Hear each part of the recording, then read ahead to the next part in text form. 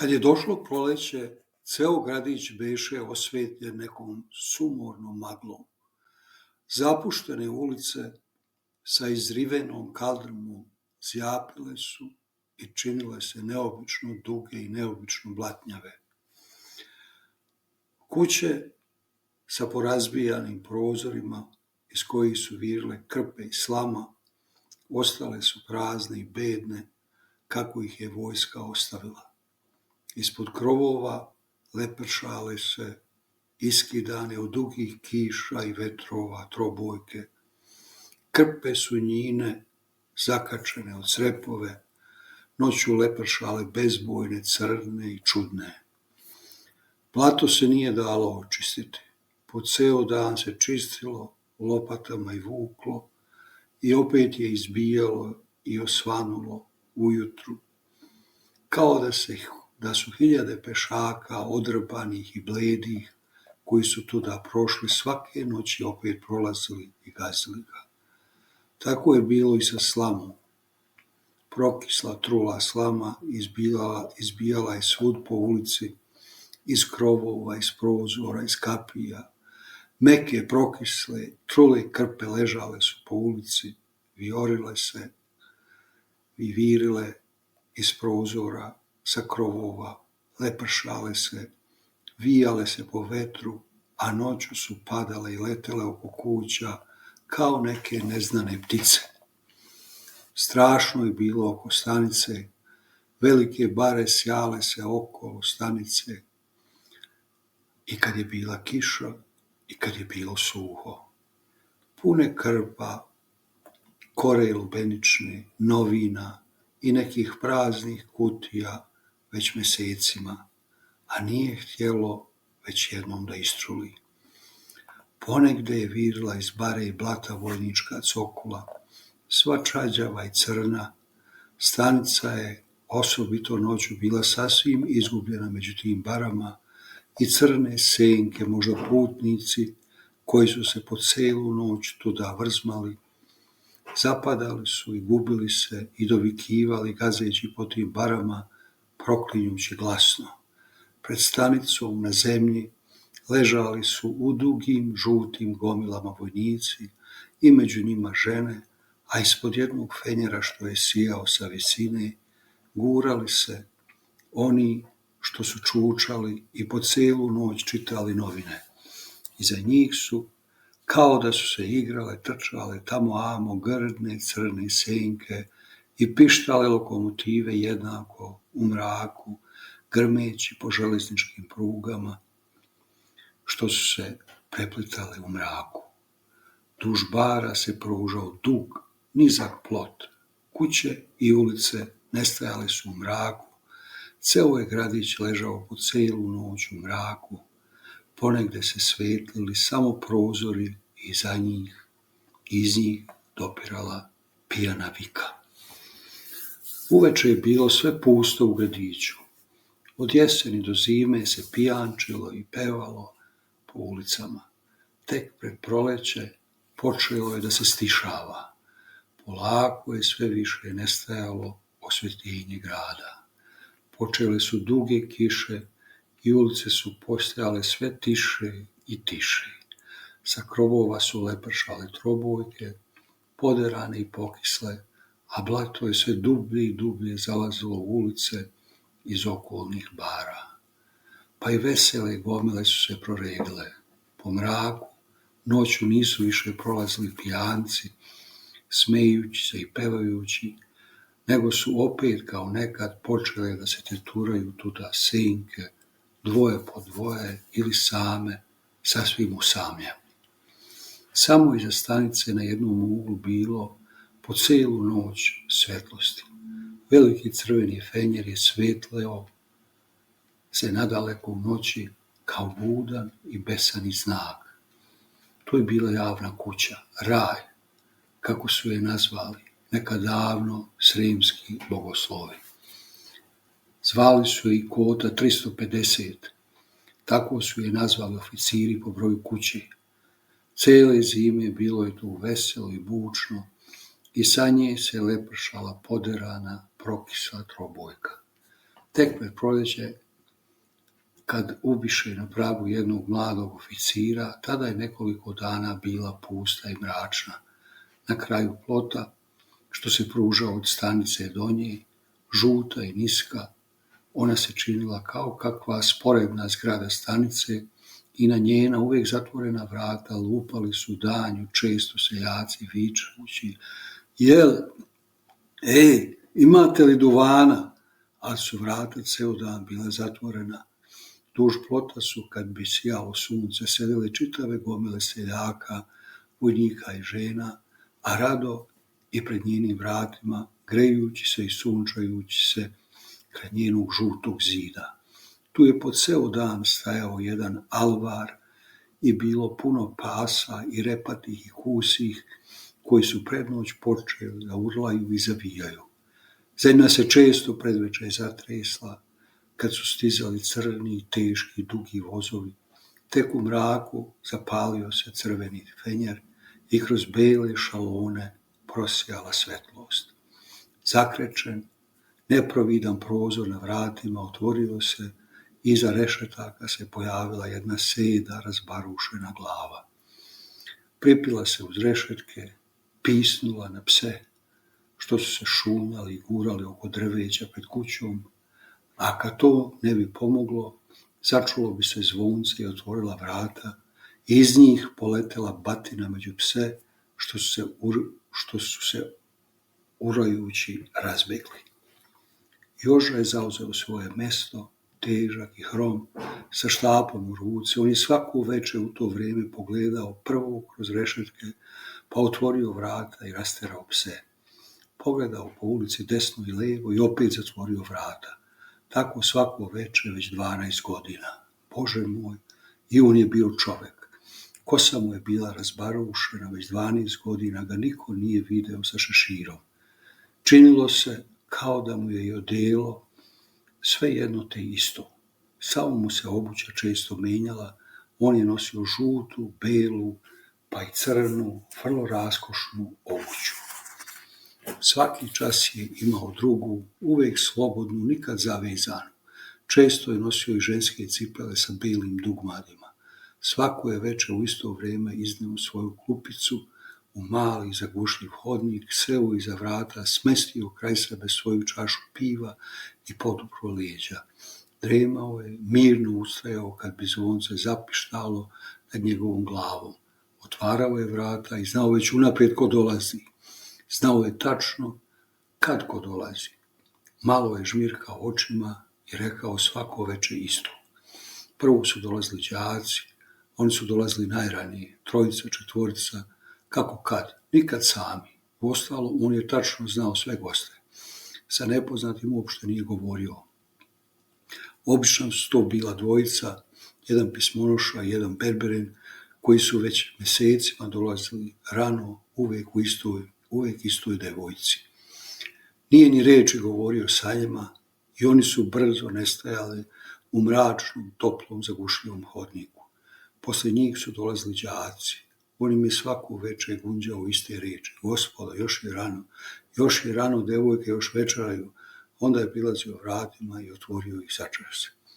Iza njega se tad video sto pun čaša, tanjira, hleba i devojaka. Začas se vidjele polugole, šarene prilike, jedna odevena kao muškarac sa ošišanom kosom, kovrčastom, raščešljanom na levu stranu, stajala je kraj stola u ruci sa zalogajem. On je opet brzo zatvarao vrata i gurajući ih u hodnik gunđao, mešajući svoje švapske riječi u njihove. "Eto, sad ste vidjeli, devojke, još večeraju." Međutim su devojke, vičući glasno njino ime, izlazile na druga vrata, pojavljivale se u dnu hodnika, grlile se i ljubile sa njima, držeći u ruci ili gutajući brzo zalogaje, jer njih su najviše volele. Oni su dolazili rano i krišom sa izvesnim strahom. Krili su se svaki sa svojom devojkom, tako da nisu imali vremena da dovrše večeru. Međutim, nisu bili neprijatni gosti. Oni su devojkama činili sve što želi. Nedeljom posle podne vodili su ih u šetnju iza grada. Dočekivali su ih u čunovima svojim pod bedevima i vozili se sa njima dugo iza vrbaka. Bili su nežni i mili. Ležali su na travi do nogu devojaka i pričali mnogo o sebi, o školi i o svemu što se u gradu događalo. Donosili su uvijek čitave hrpe slatkiša, duvana i knjiga. Osobito su devojke rado dobijale šarene, lepe hartije za pisanje i lepe pečate, a devojke su ih čuvale da ne piju suviše, oblačile im svoje haljine, češljale ih po svojoj volji i pričale im mnogo o tom kako su nesrećne. Bila je jedna punačka mala, među njima pukovnikova kći. Ona je često plakala i pričala kako je pala i kako je nju mladoženja prevario. Imala je velike, tužne, sive oči. Oni su je, kad bi je rijetko sreli na ulici, skidali šešir i mada im se često pričalo da ta devojka nikad nije bila pukovnikova kći, nego sluškinja i da je to krila, oni to nisu verovali i ostajali su mili i nežni. Došli su rano i nisu palili svetlost u salonu u kojem su se kroz mrak nazirali samo stolovi, klavir i slike po zidu. Ležali su tako u krilu devojaka i pregledali svoje male darove. Devojke su im vraćale knjige koje su im donosili na čitanje i tužile se kako ne dobijaju davno pisma od svojih prijateljica koji su bile otišle u druge gradove. Mnogo su govorile o braku, tako su ležali tiho, a devojke su im mrsile kosu, ali bi zvonce vrisnulo sve češće. Počeli su da pristižu gosti, tada bi došao čas rastanka, par po par rastajali su se u mračnom dvorištu, dugo se grleći, stiskali su se i ljubili, šaputali. Tiho se čulo kako se pitaju: da li misliš kad na mene? I kako odgovaraju: o, budite uvereni da mi nismo gore nego one i vaše, no idite, sinoć sam vas sanjala, no poljubite me, idite. Tada su uvijek bili nežni i ljubili devojke u ruke i one im ne bi otimale ruku. Dugo su se ljubili, sišujući jezikom usta. U tom mračnom dvorištu rastajali su se skoro svako večer i kad bi u kojem paru došlo do svađe, svi ostali bi se složili da ih izmire. Nikad nije dolazilo do obesnih riječi. Senke su se njine strasno kao u mukama previjale, a često su dovodili devojke do suza, ali su se katkada i veselo rastajali. Po jedan cvet, prevesa čarapa, maramice ili što drugo, ostajalo je, izmijenjalo se do sutradan za uspomenu. Oni su devojkama govorili ti, a devojke njima vi. U mraku, naslonjene na burad, one bi nameštale kosu i pitale lukavo svoje Dragane o vernosti Dragana svojih drugarica i tako su sve bile u savezu, a često bi se čulo kako govore protiv koje kad bi se one posvađale. Mislite li da je još voli? Već je izgustirao. Nije ni čudo, ne ume da se ponaša. Nije ona za njega. Sa kikotom veselim trčale su posle unutra, spoticale se, psovale i pevajući raskalašno vraćale se u salon. Salon je bio osvjetljen, puno gledala i crven, sav crven. Klavir je brujao u dimu i vrućini. Salon se pušio kao zapaljen i jednako se okretao oko igrača. Devojke su cikale i trčale u ples. Samo je jedna obučena kao napulski lađari sa punačkim nogama utegnutim u bele čarape probijala se kroz gomilu zvečeći ključevima, naplaćivala je i menjala novac, a devojke bi nestajale na nekoliko časaka i vraćale se zajapurene. Ključevi su visili nad klavirom, one su ih skidale, jedna po jedna odlazile nekud i vraćala se odnekuda, pa bi ključeve opet vešale. U dimu i zapari gosti su se sakrivali u uglove salona. Dim i ples je mučio sve i zasipao maglom. Neke devojke sedele su na stolovima, skoro sasvim gole, u dimu su počele sve više da se smeju. U jednom uglu vrteo se u plesu skoro svaku večer, već više od mjesec dana, jedan isti par. On je imao dug, crni kaput i igrao je kao zalepljen za igračicu, sagnuši glavu, kosu njenu, vrteći se sve nalevo, nikad nadesno. kad je tek oslobodio desnu ruku i vrteći se dalje brisao čelo, lice i vrat, turajući ruku duboko u jaku.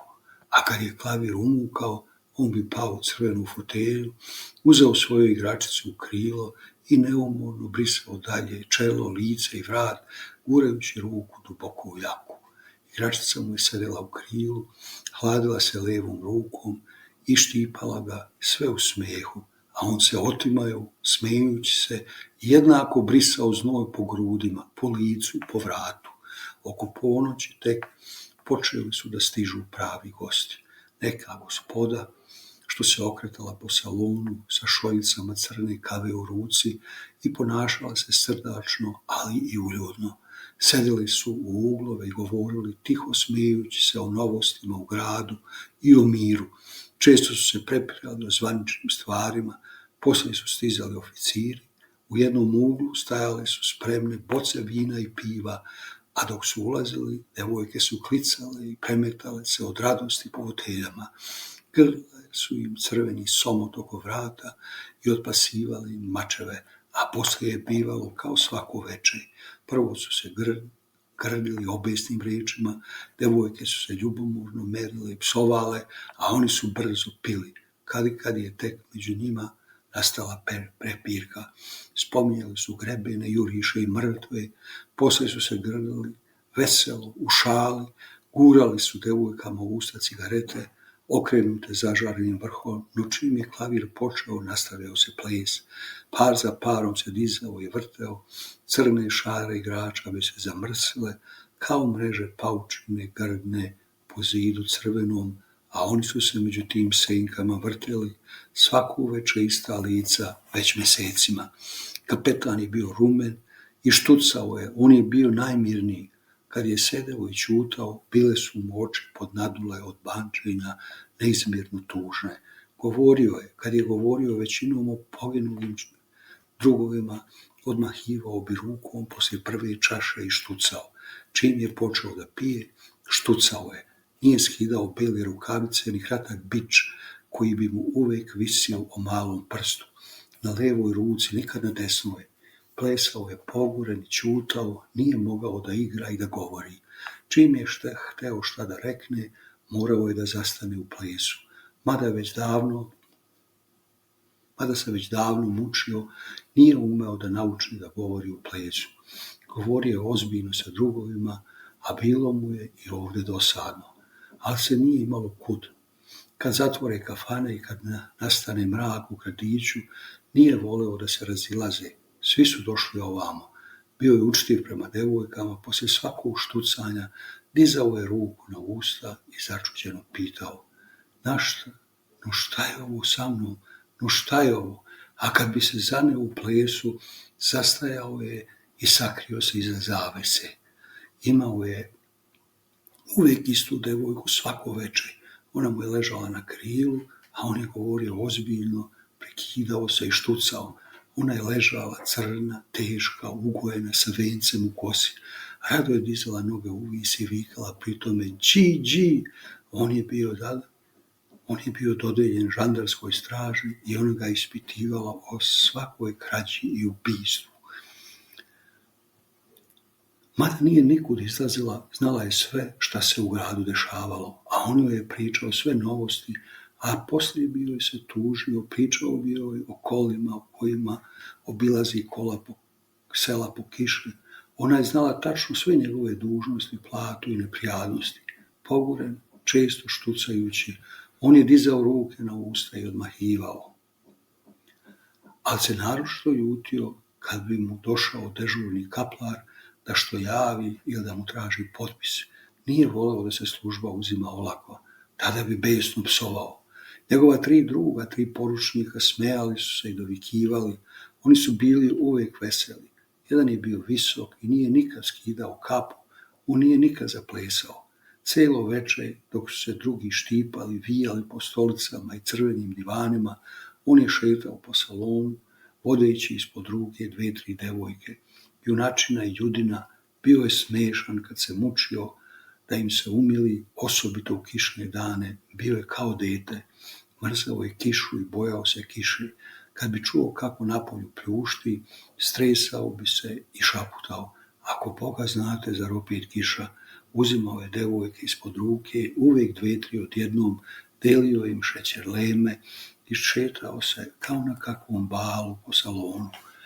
One su veselo ćeretale, pričale su mu koja će otići, pokazivale mu pisma oni koji su otišle. A u tim pismima bilo je tačno opisano kakav je tamo salon, kakvi su gosti, kakav je svirač, kako se pleše, koji je puk i kakvi su oficiri, kako se plaća, kakva je hrana i koliko puta ima lekarskog pregleda. On ih je slušao i vodio sve okolo, a jednako dodavao dok bi one veselo ćeretale: aha, to je ona mala sa plavim čarapama, aha, to je Bumbar, ili gle, zar je Maruška tamo, rekla mi je da će u Vlašku, ili aha, to je ona što ciči, izvolite, dodavao bi hitro i nudio ruku ono što im je prišla i vodio ih dalje okolo po salonu. Ova druga dvojica igrala su svako večer šaha u jednom kutu. Devojke njine naginjale su im se preko ramena i čutke posmatrale, a oni su gurali kape na čela, dizali prst, pružali ruku, pa je opet spuštali, a tiho se čulo: makni, ajde makni samo ako smiješ, gle onog piona, bit će šeh. Nagnuti nad lutkicama, oni su redom pevuckali poznate pesme za klavirom i tek kad i kad osmehnuli se u stranu i potapšali devojke po butinama, pa tiho dodavali: molim te, Micuš, malo vode. Nad njima se kovitlao dim u ogledala što su bleštala oko njih glava, a oni su pogureni sedjeli dugo, tako čutki pri igri. Svako večer se to svršilo ovako. Onaj što je sedeo na stolici, ugojen, sa razgrnutim vratom, iznenada bi se osmehnuo i stao lagano da vadi ostrag maramicu. Oči njegove žute, jedva vidne pod belom, dugim trepavicama, ostale bi netremice uprte u lutkice. On bi lagano brisao nos, vrlo lagano, i jednako držao oči uprte u lutke. Tad, iznenada, hitro kao kobac, pojurio bi, viknuo visokim glasom šah, raširio ruke i poklonio se, dodavši tiše i dubokim glasom i mat. Ali tek što bi on jurnuo u lutke, onaj što je sedeo prema njemu i koji se jednako ljuljao na stolici i gladio obema rukama svoja kolena, ne dočekavši i njegovo visoko šah, podigao bi daleko od stola glavu i skočio: dopusti, ovo ne vredi, stoj, oho, ovo ne vredi, a 2 devojke oko njih pale bi na njihove vratove, vukli ih za uši i vikale razdragano: opet je ovca plaća, a onaj bi dodavao: štranjku plaća, štranjku. U salonu je međutim bivalo sve tiše i tiše, ogledala su se ogledala jedna u drugom i bleštala, a kroz zelene šalone dopirali su zvižduci vlakova i grmljavina vagona. Svirač je stajao uz klavir, okrenut leđima, seckao duvan na nekim novinama i razastirao ga po klaviru. Crveni divani pokraj zida bili su puni šešira i kapa, marama i novina, hartija, komadića, kifli i šolja, pivske i vinske flaše poređane, razne veličine, stajale su po stolovima kao neke smešne diple. Salon je bio skoro prazan, ali se po hodnicima iza uglova čuo kikot i trka i luparanje vrata. Vrućina mirisna padala je sa tavanice u dim što je lebdeo nad patosom. Crvene stolice oko stolova ležale su poizvrtane, a stolovi crni, puni žutih tanjira, stajali su tvrdi i šareni kao kornjače. U hodnicima mračnim nije bilo nikoga, ali u mraku bilo sve puno kikota. Pa ipak su ti časovi pred zoru bili strašni. Pobledela lica u dimu dobila bi izraz neke neizmjerne žalosti, a i govorili su tada sve o nekim žalostnim stvarima, o poginulim, o bolnicama, o prevarama, preljubama, umiranju i bolestima i mnogo o ratu. Kako je sve gadno i kako je sve žalosno. Često se tada čulo kako kapetan razbija ogledalo bocom piva. Joža je tada trčkao oko njih i sakrivao flaše i čuvao ogledala. Izašao bi u hodnik kad bi ga oni isterali i virio kroz rešetke. Nije se vidjela varoš i reka od krovova, ali on ipak nazirao iza drveća, stanicu i senke ispod fenjera. Čudio se da još nema gospon šefa. On je bio subotom stalni gost, a 1 sat njegovo vrijeme već beše prošlo. Čuo je da neko gadno psuje desno u hodniku i da lupa flaša o zid, baš kad pred zoru bili su najteži. U hodnicima je bila mrtva tišina, nigdje ni vike, ni svađe, ni pesme. On je štednje radnji pogasio svetiljke, a sad je bio svud mrak. Pomislio je da ode malo u sobu kod šefa, oni svakako nisu legli, oni uvijek dugo razgovaraju, ali se bojao da to ne dozna gazda i da ga ne istera. Otvorio je začas salon i pogledao da nema tamo koga, ali je bio prazan. Crveni zidovi ogledala okoliše ga i upiljoše. Jedan veliki crni šešir upade mu u oči, a pod klavirom je primetio sakrivene sablje. Tad se začu zvonce i on brzo istrča, ali niko nije dolazio. Onaj činovnik što je svako večer menjao, odlazio je. On mu nabusto otvori vrata, primi napornicu i jetko zalupi vrata. Čuo je kako devojka zevajući i pevušeći ide po vodu i šuška po mračnoj avliji. Odjednom se ulicom začuše glasovi, on se trže. Na to je bio večera zaboravio. To su bili trgovci, bilo je to vrlo smiješno, a počelo je nedavno. U gostionama nije bilo nikad praznih odaja, a putnici su lutali oko stanice, no otkako su tužili šefa zbog neke pšenice, šef ih je isterao i odande. Tek jedno večer zaklaše jednog iza stanice na ulici i opljačkaše ga. Od tog dana su dolazili. Prvo su se krili u kavane, poslije po kućama, ali je bilo sve gore. U gradu čestaše krađe i ubistva. Počeli su da dolaze ujutro na sajam, ali ni to nije bilo bolje. Valjalo je proći kroz šumu, gustu šumu. Jedne noći jedan veseljak naiđe u raj. On im je pričao o tome i oni veselo počeše da dolaze, a poslije su se navikli. Čim su na stanici razdelili svoje bačve, oni su svi do jednog dolazili u raj. Plaćali su žandarmu da ih doprati do vrata, veselo su ulazili u salon i nameštali se po divanima. Devojke su rijetko zvali, dolazile su one same, a oni su veselo plaćali kave i šećerleme i molili da ih ostavi na miru. Bili su pokisli do kože i iznureni kao zalutali psi. Njina iznurena lica bila su bleda i neizrecivo umorna. Ničeg nisu bili željni, samo da ih ostave ma gde pod krovom, da tako pogoreni prodremaju noć. I mada su rijetko šta pili, plaćali su dobro. Te zore su stigli uzbuđeni i plahi, jednome od njih ukradoše novac sa grudi, ali ga je on sam izgubio. Nije i sam znao da kaže kako se zbilo. Ostavili su ga na stanici. Oni su ulazili jedan po jedan, pogoreni i umorni, lagano su se nameštali po divanima.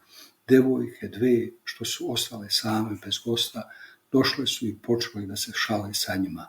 Dvojica se dihoše i odoše sa devojkama, ali su oni drugi umorno odbijali. Ah, mante me na miru, reče nabujsto jedan prosjeti visok čovjek, hoću da spavam, dosta mi je da moram da živim, još mi to treba. Oko njega nastade kikot i graja, a kad se umoriše, smestiše se neki po divanima, neki pod klavirom i njin šaljivi razgovor prelazio je sve više u tužno razgovaranje, sve tiše i tiše. Ničeg nisu bili željni, samo malo mira, da tako sedeći prospavaju noć. Njin tihi šapat išao od jednog do drugog. Mirno su govorili o nesreći, pogoreni sa pognutom glavom, pričali su o ubistvima, o prevarama, o vašarima, o nesrećama, poznavali su sve gradove i novce i sve nošnje, običaje i ljude i puteve, kad je tek po koji komadić svile ili vune prošao od ruke do ruke i oni su odmah znali cenu i mesto gdje se može kupiti, ko to ima i koliko se zarađuje njim. Počeli su govoriti o svojoj porodici, o deci, osobito rado o deci, a devojke su često rado sedale, pospale i barusave oko njih. Često su oni vadili slike iz velikih knjiga, punih svakojakih novaca i te bi slike opet išle od ruke do ruke i oni su brzo vrteli za njima glavom. Devojke su rado govorile o porodicama njihovim, a često se čuo i smeh. Oni su se udobno smještali da spavaju, a kad bi jedan već počeo da hrče, oni bi svi čučali oko njega, tiho mu zviždali i turali mu sveću u usta. Svaki je imao po komad sveće u džepu, osobito su rado legali pod klavir, te im nije smetala svetlost.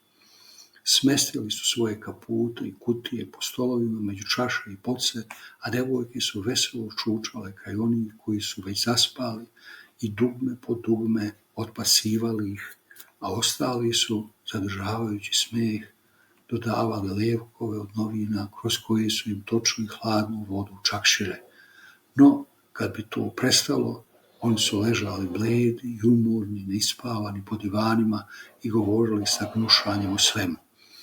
Joža je bio zaspao iza vrata, kroz rešetke su se vidjeli samo krovovi koji su počeli da svetli, napolju je sipla kiša, beše već pred zoru.